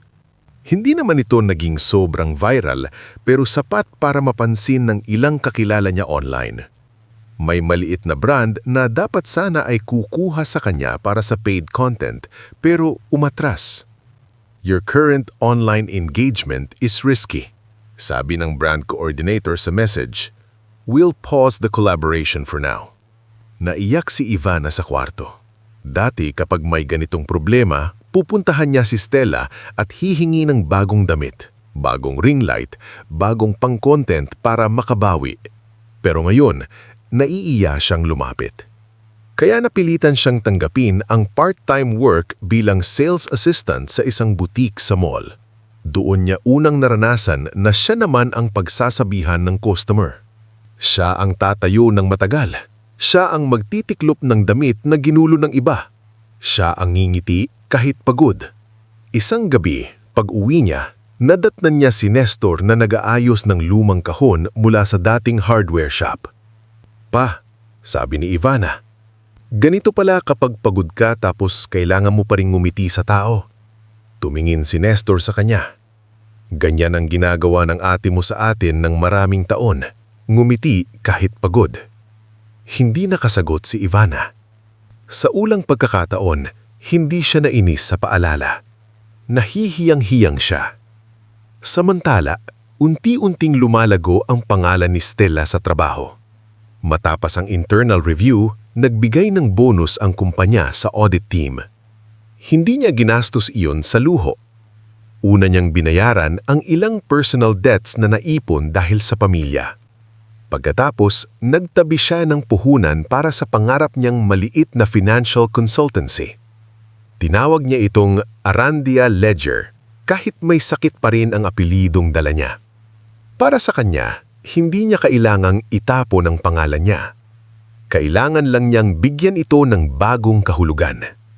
Sa tulong ni Calix, nakakuha siya ng unang maliit na kliyente. Isang family-owned bakery na nalulugi dahil sa maling inventory at utang sa suppliers. Hindi malaking proyekto pero sineryoso ni Stella. Pinuntahan niya ang bakery pagkatapos ng office hours kasama si Miko na gustong matuto ng field accounting. Doon nila nakilala si Mang Baste at Aling Rona, mag-asawang may-ari ng bakery. "Ma'am," sabi ni Aling Rona habang pinapakita ang resibo, "hindi kami marunong sa ganito. Basta bili lang kami ng harina, asukal, itlog. Hindi namin alam bakit laging kulang ang kita." Ngumiti si Stella. "Hindi po kayo nag-iisa. Maraming negosyo ang masipag pero walang sistema. Aayusin natin ng dahan-dahan." Habang tinutulungan niya ang bakery, naalala niya ang hardware shop ng ama. Kung may tumulong sana noon kay Nestor, baka hindi sila bumagsak ng ganoon. Baka hindi kinailangang tumigil sa pag-aaral si Stella. Baka iba ang naging buhay nila. Pero, imbes na malunod sa panghihinyang, ginawa niyang dahilan ang alaala para tumulong. Hindi lahat ay masaya sa pag-angat niya. Sa opisina, may isang manager na matagal nang naiinggit kay Stella. Si Clarimond Reyes. Matimpuno ang boses nito, laging magara ang damit at sanay na siya ang pinapansin sa department. Nang promote si Stella bilang finance review lead, nagsimula itong magparnig. May mga tao talagang mabilis umangat kapag malapit sa abogado. Sabi ni Clarimond isang tanghali sa pantry, sapat ang lakas para marinig ng iba. Napahunto si Miko, pero si Stella ay kalmadong kumuha ng tubig. Tumingin si Lyra na nagkataong nandun din. "Clarimond, may gusto ka bang sabihin ng diretsyo?" Ngumiti ng peke si Clarimond. "Wala naman, obserbasyon lang." Napatingin si Stella sa kanya. Dati, baka nanahimik siya at nagkulong sa banyo. Pero iba na siya ngayon. "Kung may concern ka sa promotion ko," sabi ni Stella, malinaw ang boses, "pwede mong i-raise sa HR o kay Madam Soraya. Available ang audit records, performance review at project documentation. Mas okay kung ebidensya ang pag-usapan, hindi parinig." Natahimik ang pantry. Hindi iyon sigaw, hindi iyon iskandalo, pero sapat iyon para maramdaman ng lahat na hindi na si Stella ang babaeng madaling itulak sa sulok. Makalipas ang ilang araw, tinawag siya ni Madam Soraya. Akala ni Stella ay tungkol sa issue kay Clarimond, pero iba ang paki niya. "Stella, may local business forum next month. Topic nila, financial boundaries sa family businesses at personal finance. I want you to speak." Nagulat si Stella. "Ako po? Speaker?" "Yes, hindi lang dahil magaling ka sa numbers, dahil naiintindihan mo ang human side ng pera." Napatingin si Stella sa mesa. Human side ng pera. Totoo yun. Para sa iba, numbers lang ang utang, bills, credit card, at remittance. Pero para sa kanya, bawat resibo ay may kasamang sakripisyo. Bawat bayarin ay may kasamang puyat. Bawat maling gamit ng pera ay may taong nauubos. Nung una, gusto niyang tumanggi. Nahihiya siyang magsalita sa harap ng maraming tao. Pero nang ikinuwento niya ito kay Lyra, agad siyang pinagsabihan. "Stel, buong buhay mo nagsalita ang ibang tao para sa iyo. Ngayon naman, ikaw ang magsalita." Kaya pumayag siya. Dumating ang araw ng forum. Hindi ito engranding event, pero puno ang maliit na function hall ng mga negosyante, breadwinner, empleyado, OFW families at ilang estudyante. Nasa likod si Lyra, todo thumbs up. Nandoon din si Miko, proud na parang siya ang speaker. Si Calix ay nasa gilid, tahimik na nakikinig. Si Madam Soraya ay nasa front row. Tumayo si Stella sa podium, nanginginig ng bahagya ang kamay. Magandang hapon po, simula niya. Ako po si Maristela Arandia, accountant ako. Pero bago ako naging accountant, naging anak muna ako. Panganay, taga-salo, taga-bayad, taga-puno ng kulang. Tahimik ang audience. Hindi niya binanggit ang pangalan ng pamilya niya. Hindi niya ikinuwento ang Boracay para ipahiya sila. Ngunit nagsalita siya tungkol sa hangganan. Ang pagtulong po, sabi niya, ay hindi dapat nagtatapos sa pagkawala ng sarili. Kapag ang pagmamahal ay naging dahilan para abusuhin ka, hindi na iyon simpleng pamilya. Kailangan ng usapan, kailangan ng respeto, kailangan ng limitasyon. Habang nagsasalita siya, may ilang taong umiiyak sa audience. Isang babae ang tahimik na nagpupunas ng luha. Isang matandang lalaki ang nakayuko. Isang binatang mukhang empleyado ang mariing nakikinig. Sa bahay ng Arandia, nakita ni Ivana ang live stream ng forum. Nung una, bubuksan niya lang sana para tignan kung ano ang suot ni Stella. Pero habang nakikinig siya, unti-unti siyang natahimik. Narinig niya ang linyang, hindi obligasyon ng isang anak na ubusin ang buong pagkatao niya para lang mapatunayan na mahal niya ang pamilya niya. Napatigil si Ivana. Pakiramdam niya, siya ang tinamaan kahit hindi siya pinangalanan. Dumating si Nestor at nakita siyang nanunood. Si ate, mahina niyang sabi. Tumanggo si Ivana, mamumula ang mata. Pa, ang dami pala niyang kinimkim. Umupo si Nestor sa tabi niya. Matagal silang nanood ng walang salita. Pagkatapos ng forum, maraming lumapit kay Stella. May nagpasalamat, may humingi ng payo, may nagtanong kung tumatanggap ba siya ng private consultation. Doon niya unang naramdaman na ang sugat niya ay pwedeng maging tulay para matulungan ang iba. Paglabas niya sa venue, sinalubong siya ni Lyra ng mahigpit na hagak. Proud ako sa iyo, sabi nito. Si Miko naman ay halos tumalon sa tuwa.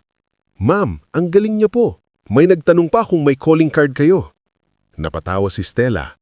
Wala pa nga akong maayos na calling card. Lumapit si Calix at iniabot ang isang maliit na envelope. Ano ito? Tanong ni Stella. Contact ng 3 small business owners. They heard you. They want to consult with you. Natigilan si Stella. Attorney, hindi pa ako fully set up. Then start small. Hindi kailangan perpekto bago magsimula. Sa gabing iyon, umuwi si Stella sa apartment niya na pagod, pero ibang klasing pagod. Hindi pagod na dulot ng pang-aabuso, kundi pagod mula sa pagbuo ng sarili niyang daan. Pagbukas niya ng ilaw, sinalubong siya ng maliit niyang mesa, folders, second-hand curtains, at isang notebook kung saan nakasulat ang plano niya para sa Arandia Ledger. Umupo siya at binuksan ang notebook. Sa unang pahina, isinulat niya, hindi na ako mabubuhay para lang punan ang kakulangan ng iba. Gagawa ako ng buhay na may puwang para sa akin. Tumunog ang cellphone niya. Message mula kay Nestor. Napanood ka namin, anak. Proud ako sa iyo. Ilang segundo pa, may panibagong message. Mula kay Ivana. Ate, hindi ko alam kung paano magsisimula, pero sorry. Hindi agad sumagot si Stella, hindi dahil ayaw niya, kundi dahil gusto niyang piliing ng maayos ang kapayapaan na ngayon lang niyang natutunan. Tumingin siya sa bintana. Sa labas, maingay ang kalsada. May jeep, may tindera, may batang tumatawa, may ilaw ng tindahan sa kanto. Ordinaryo ang gabi. Pero para kay Stella, hindi ordinaryo ang pakiramdam. Dahil sa unang pagkakataon, hindi na siya naghihintay na isama ng pamilya sa saya. Siya mismo ang unti-unting gumagawa ng sariling buhay na masaya kahit wala ang mga taong dating umubos sa kanya.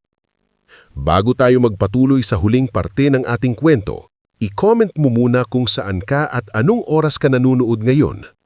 Kung umabot ka na sa puntong ito ng kwento ni Stella, marahil alam mo na hindi lahat ng sugat ay naghihilom dahil lang may humingi ng tawad. Minsan, ang tunay na paghihilom ay nagsisimula kapag natutunan mong mahalin ang mga tao nang hindi na kinakailangang isuko ang sarili mo. Lumipas ang 1 taon mula nung umalis si Stella sa bahay ng pamilya Arandia. Hindi naging mabilis ang pagbabago at lalong hindi naging madali. May mga gabing iniiyakan pa rin niya ang mga dating alaala. Ang mga hapunang siya ang nagbayad pero siya ang pinakakaunting kumain. Ang mga birthday na wala siyang handa para sa sarili dahil may mas kailangang unahin. At ang bakasyon na siya ang nagplano pero siya ang hindi isinama. Ngunit habang lumilipas ang mga buwan, unti-unti niyang natutunan na hindi kailangang burahin ang sakit para makapagsimula. Kailangan lang niyang hindi nahayaan iyon ang magdikta ng buong buhay niya. Ang maliit niyang apartment sa Mandaluyong ay nagbago na rin. Dati, foam lang sa hahig, second-hand curtains at kahon na nagsisilbing mesa ang mayroon siya. Ngayon, may maliit na dining table na siyang binili niya mula sa unang kita ng kanyang consultancy. May bookshelf na punong-puno ng accounting books, business journals at ilang nobela na matagal na niyang gustong basahin. Sa tabi ng bintana, may maliit na halaman na regalo ni Lyra na kahit minsan nakaliligtaan niyang diligan ay patuloy pa ring nabubuhay. Parang ikaw. Biro ni Lyra isang umaga habang dinidiligan ng halaman. Kahit napabayaan noon, buhay na buhay pa rin. Napatawa si Stella habang nagtitimpla ng kape. Mas matibay pa nga yata yan sa akin. Hindi, mas matibay ka. Mas maarte lang yan sa araw. Nagtawanan silang dalawa. Mga simpleng tawa na dati ay bihirong marinig kay Stella. Ang Arandia Ledger, ang maliit na financial consultancy na sinimulan niya halos walang puhunan kundi tapang, sipag at ilang referral, ay unti-unti nang nakikilala. Hindi ito malaking kumpanya, hindi rin marangya ang opisina. Nagsimula ito sa shared workspace, isang laptop, printer na madalas mag-jam at isang whiteboard na siya mismo ang bumili sa surplus. Ngulit dahil maayos siyang magtrabaho, mabilis kumalat ang pangalan niya sa maliliit na negosyanteng kailangan ng tulong sa pag-aayos ng utang, inventory, cash flow at family finances. Kalaunan, nagkaroon na siya ng 3 kasamang empleyado. Si Miko Tangkad, ang dating junior staff na unang nakapansin ng suspicious billing pattern sa dati nilang kumpanya, ay naging operations assistant niya tuwing weekends noon hanggang tuluyan nitong lumipat sa kanya full-time. Mahiyain pa rin si Miko pero mas confident na siya ngayon. Marunong na siyang humarap sa kliyente at sa bawat report na ginagawa niya, makikita ang disiplina at malasakit na natutunan niya kay Stella. Si Ferlin Sato naman ay isang tahimik na bookkeeper na dating cashier sa grocery. Magaling ito sa detalye at hindi madaling mataranta ahit sabay-sabay ang resibo, invoice at reklamo ng kliyente. Si Ferlin ang madalas magsabi kay Stella, "Ma'am, huminga muna kayo. Hindi po kayo calculator na may puso." Ang pangatlo ay si Ramil Quinto, isang field coordinator na dating delivery rider. Siya ang pumupunta sa mga palengke, bakery, maliliit na tindahan at repair shops para kumuha ng records mula sa mga kliyenteng hindi marunong gumamit ng online system. Palabiro si Ramil, pero napakasipag at madalas niyang sinasabi, "Ma'am Stella, ang dami palang negosyong malakas ang benta pero talo sa lista." Dahil sa kanila, hindi na nag-iisa si Stella sa pangarap niya. Isang hapon, matapos nilang tulungan ang bakery ni Mang Baste at Aling Rona na makalabas sa malaking utang, nagdala ang mag-asawa ng kahon-kahong mainit na pandesal sa opisina.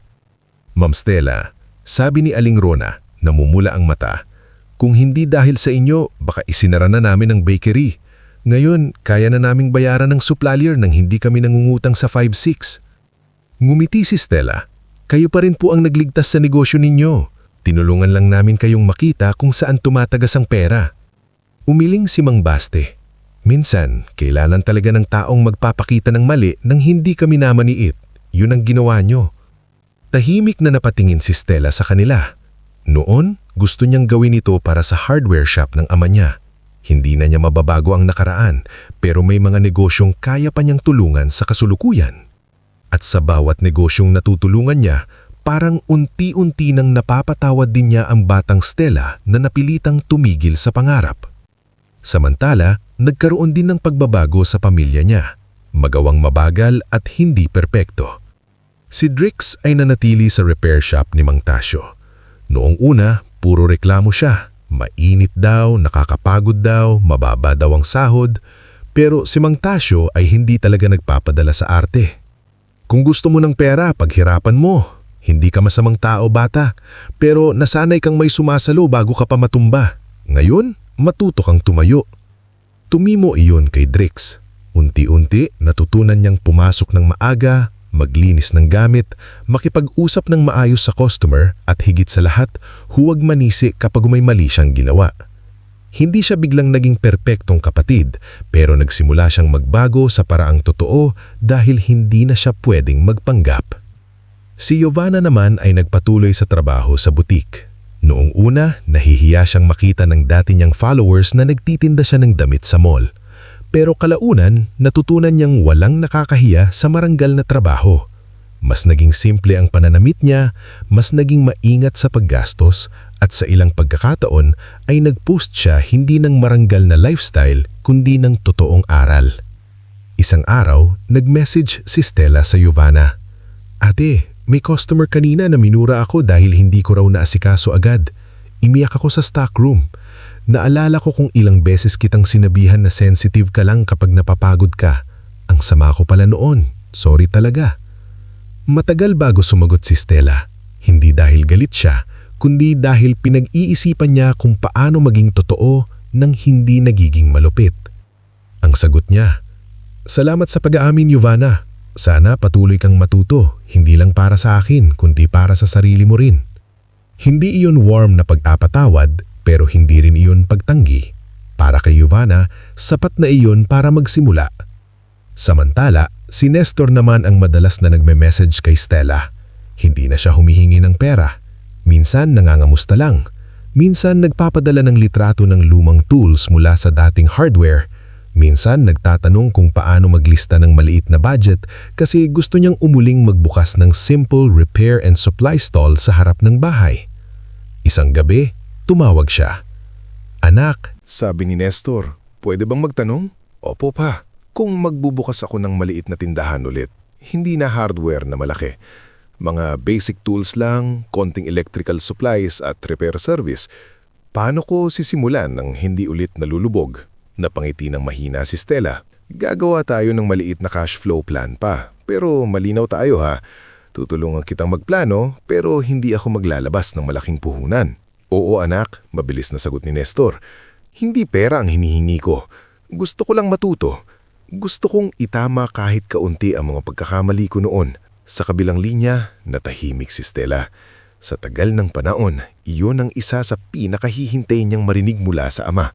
Hindi palusot, hindi katahimikan, kundi pagnanais na matuto. Ngunit ang pinakamahirap pa ring harapin ay si Belinda. Kahit lumipas ang isang taon, dala pa rin ito ang pride. Hindi na siya kasing tabil magsalita gaya noon, pero madalas ay umiikot pa rin sa parinig ang pakikipag-usap niya. Kapag tumatawag siya kay Stella, kadalasan ay may kasamang ang tahimik na ng bahay, o iba talaga kapag may anak na nakakaangat, o noon hindi mo kami tinitiis. Hindi na pinapatulan yun ni Stella. Natutunan niya ng hindi lahat ng parinig ay kailangang sagutin. May mga taong hindi agad marunong humingi ng tawad dahil mas madali para sa kanila ang magmukhang biktima kaysa humarap sa sariling pagkakulang. Pero dumating ang isang araw na nasubok ang lahat. Isang maulan na hapon, nasa opisina si Stella at kausap sina Ferlin at Ramil tungkol sa bagong kliyente nang tumawag si Nestor. Iba ang kaba sa boses nito. "Anak," sabi niya, "nasa ospital kami." Tumayo agad si Stella. "Bakit po? Anong nangyari?" "Ang mama mo, tumaas ang blood pressure. Nahilo siya sa bahay. Dinala namin dito sa emergency." Saglit na huminto ang mundo ni Stella. Kahit gaano kasakit ang nakaraan, ina pa rin niya si Belinda. Anong ospital?" tanong niya agad. Ibinigay ni Nestor ang pangalan. Mabilis na kinuha ni Stella ang bag niya. Si Lyra na nagkataong dumaan sa opisina ay agad napansin ang pamumutla niya. "Stel, anong nangyari?" "Si Mama, nasa ospital. Sasamahan kita." Hindi na tumanggi si Stella. Pagdating nila sa ospital, nadatna niya si Nestor sa hallway, halatang balisa. Si Ivana ay nakaupo sa bench, hawak ang tissue, habang si Drix ay pabalik-balik sa vending machine, hindi alam kung anong gagawin. Sa unang tingin pa lang, lumabas ang dating instinct ni Stella, ang ayusin ng lahat, bayaran ng lahat, saluhin ng lahat. Ngunit huminga siya ng malalim. Hindi na ako babalik sa dating papel, paalala niya sa sarili.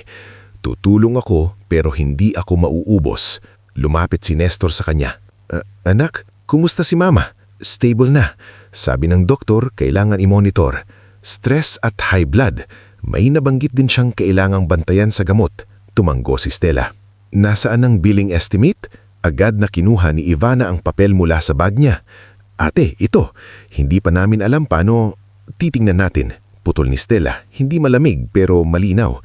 Pero hindi lang ako ang magbabayad. Napatingin sa kanya si Drix. Dati baka nagreklamo siya. Ngayon, tahimik siyang tumanggo. Ako na sa part ng gamot. Sabi niya, may naipon ako sa shop. Hindi malaki pero meron. Napatingin si Stella kay Drix. Bahagyang nagulat. Ako naman, sabi ni Ivana. Kaya kong mag-ambag sa lab tests. May sweldo ako sa Friday. Pwede kong kausapin ng manager ko kung pwedeng advance.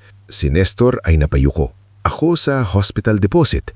May konting naipon ako doon sa repair and supply plan. Hindi ko muna itutuloy ang pagbili ng ibang tools. Tahimik si Stella. May kirot pa rin sa puso niya pero may iba ring naramdaman.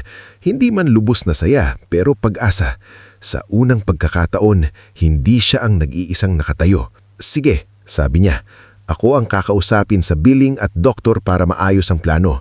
Pero hagi tayo sa responsibilidad. Malinaw? Sabay-sabay silang tumanggo. Nang payagan silang pasukin sa kwarto, nakita ni Stella si Belinda na nakahiga sa kama, napapatla at mahina. Wala na ang dating taas ng boses nito. Wala na ang dating tikas ng mga salitang nanunumbak. Nang makita ni Stella si Belinda, napuno ng luha ang mga mata niya. Stella, mahina ang tawag niya. Lumapit si Stella sa tabi ng kama. Ma, kumusta pakiramdam niyo? Hindi agad sumagot si Belinda.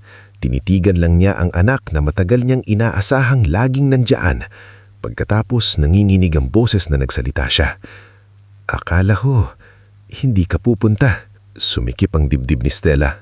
Nanay kita eh. Umiyak si Belinda. Pero hindi ako naging mabuting nanay sa'yo. Natahimik ang kwarto. Si Nestor ay napatingin sa sahig. Si Ivana ay nagsimulang umiyak. Si Drix ay napatalikod at pinunasan ng mata. Ma, bulong ni Stella. Umiling si Belinda. Pinipilit magsalita kahit mahina. Noon, iniisip ko dahil pananay ka, kaya mo lahat. Dahil tahimik ka, okay ka lang.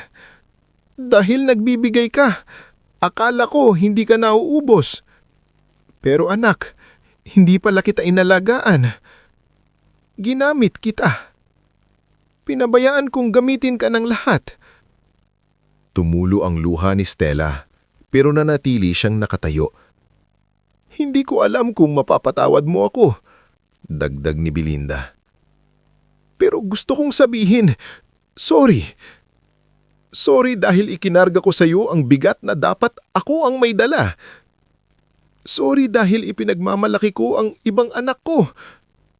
Habang ikaw ang nagpapakain sa amin. Sorry dahil noong bakasyon na iyon, hindi kita pinili. Doon tuluyan na paiyak si Stella. Hindi ito iyak ng pagbabalik sa dating kahinaan. Iyak ito ng sugat na sa wakas ay narinig ang salitang matagal nitong hinihintay. Ma, sabi niya, naninginig ang boses.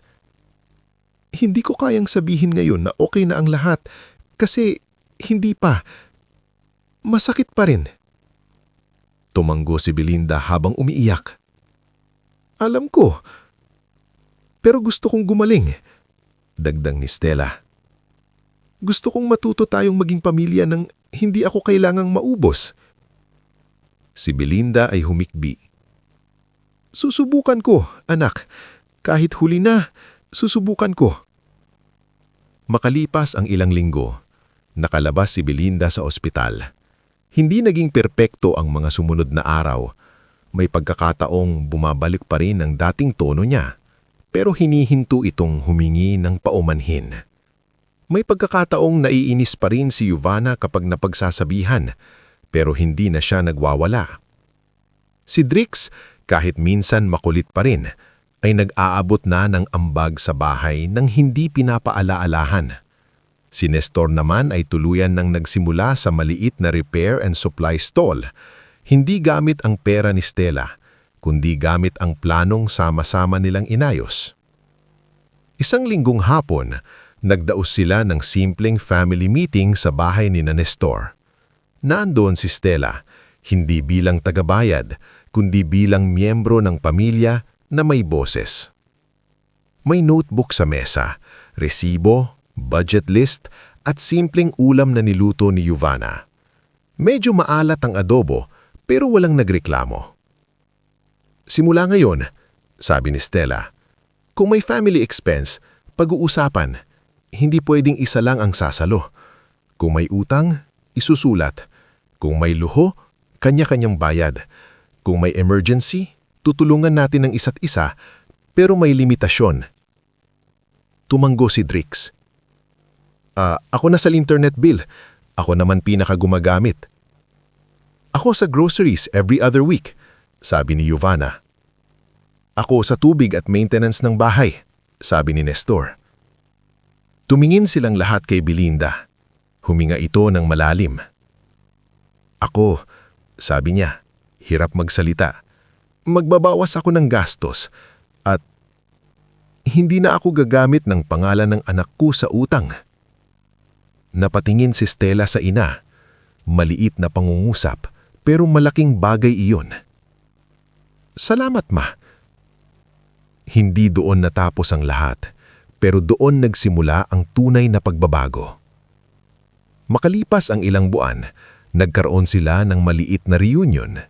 Hindi ito sa mamahaling resort, wala ring beachfront dinner, walang imported na pagkain, walang credit card na ginagamit ng walang paalam.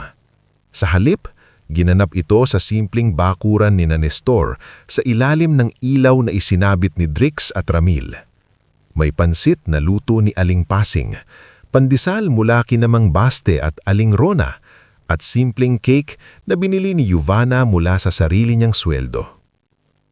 Dumating sina Lira, Kaomeng, Miko, Ferlin, Ramil, Madam Soraya at Attorney Calix. Hindi sila kadugo, pero bahagi sila ng pamilyang nabuo ni Stella habang tinutulungan niyang buuin muli ang sarili. Si Kaomeng, habang kumakain ng pansit, ay tumawa at nagsabing, Ma'am Stella, dati binibigyan kita lang ng pandesal sa labi. Ngayon, CEO ka na ng sarili mong buhay. Napatawa ang lahat. Hindi pa CEO, sagot ni Stella. Nag-aaral pa. Hindi, sabi ni Lira, nakangiti. Matagal ka ng CEO, late mo lang nalaman. Sa gitna ng tawanan, tumayo si Nestor hawak ang baso ng tubig. Hindi alak, hindi mamahalin. Tubig lang. Pero nang nagsalita siya, tumahimik ang lahat. Gusto kong magpasalamat. Hindi dahil perpekto na kami, hindi dahil nabura na ang mga pagkakamali namin, kundi dahil binigyan ni Stella ng pagkakataong matuto kahit nasaktan namin siya ng sobra. Napatingin siya sa anak, namumula ang mata niya. Anak, noon, hinayaan kitang maging haligi habang ako ang dapat tumayo sa iyo. Pasensya ka na. Ngayon, hindi ko nahihilinging buhatin mo kami. Gusto ko lang sabihin sa harap ng lahat, ipinagmamalaki kita. Hindi dahil sa perang naibigay mo, kundi dahil sa taong pinili mong maging kahit marami kaming pagkakaulang. Tahimik na tumulo ang luha ni Stella. Tumayo rin si Belinda. Nanininig ang hamay niya habang hawak ang tissue. Ako rin, sabi niya, hirap magsalita. Gusto kong sabihin, anak, salamat dahil hindi mo tinuruan ng paghihinggal. Tinuruan mo kami ng hangganan at dahil doon, natutunan namin kung paano mahalin ng hindi nangangabuso. Lumapit si Ivana kay Stella at niyakap siya. Ate, bulong niya, hindi ko na gustong maging complete ang picture kung wala ka. Napangiti si Stella sa kabila ng luha. Ivana, hindi picture ang kailangan nating ayusin. Tayo. Tumango si Ivana. Aayusin natin, dahan-dahan. Si Drix naman ay nahiyang lumapit, pero ginawa pa rin niya. Ate, sorry talaga sa sinabi ko noon. Matagal siyang ginignan ni Stella. Ang mga salitang, mas masaya dito nang wala ka, ay hindi niya malilimutan. Pero ngayon, hindi na iyon kutsilyong nakabaon sa dibdib niya. Peklat na lang iyon. Paalala ng araw na natuto siyang pumili sa sarili. Hindi ko pa nakakalimutan, sabi ni Stella. Pero nakikita kong nagbabago ka. Ituloy mo lang. Tumango si Drix, seryoso. Itutuloy ko. Nang gabi niyon, habang kumakain sila sa mahabang mesa, napansin ni Stella ang kakaibang katahimikan sa puso niya. Hindi ito perpektong pamilya. Hindi ito fairy tale na biglang nawala na ang lahat ng sugat. May mga araw pa ring mahirap. May mga ugali pa ring kailangang baguhin. May mga alaala pa ring sumasakit kapag naaalala. Pero iba na ngayon. Hindi na siya nasa gilid ng litrato. Hindi na siya background. Hindi na siya wallet na may pangalan. Hindi na siya anak na kailangang maubos para matawag na mabuti. Siya ay si Maristela Arandia. Anak, kapatid, kaibigan, accountant, consultant at higit sa lahat, isang babaeng natutong ang pagmamahal sa pamilya ay hindi dapat nangangahulugang paglimot sa sarili. Habang nagliligpit sila pagkatapos ng handaan, lumapit si Attorney Calix sa kanya sa may gate. Masaya ka? Tanong nito. Tumingin si Stella sa loob ng bahay, kay Belinda na tumutulong kay Aling Pasing, kay Nestor na kausap si Kaomeng, kay Drix na nagliligpit ng upuan, kay Ferlin na pinapatawa sina Ferlin at Miko, at kay Lyra na parang bantay pa rin niyang handang makipag-away para sa kanya anumang oras. Ngumiti si Stella. Hindi perpekto, sagot niya. Pero payapa. Tumango si Calix. Minsan, mas mahalaga iyon kaysa saya. Sa huling bahagi ng gabi, umupo si Stella sa lumang bangko sa bakuran. Hawak niya ang isang basong tubig habang pinagmamasdan ang mga taong dati niyang iniyakan at ang mga taong tumulong sa kanyang bumangon. Naalala niya ang airport, ang group chat, ang salitang complete, ang tawag sa Boracay, ang 37 missed calls at ang unang gabing kumain siya ng lugaw sa sahig ng apartment niya.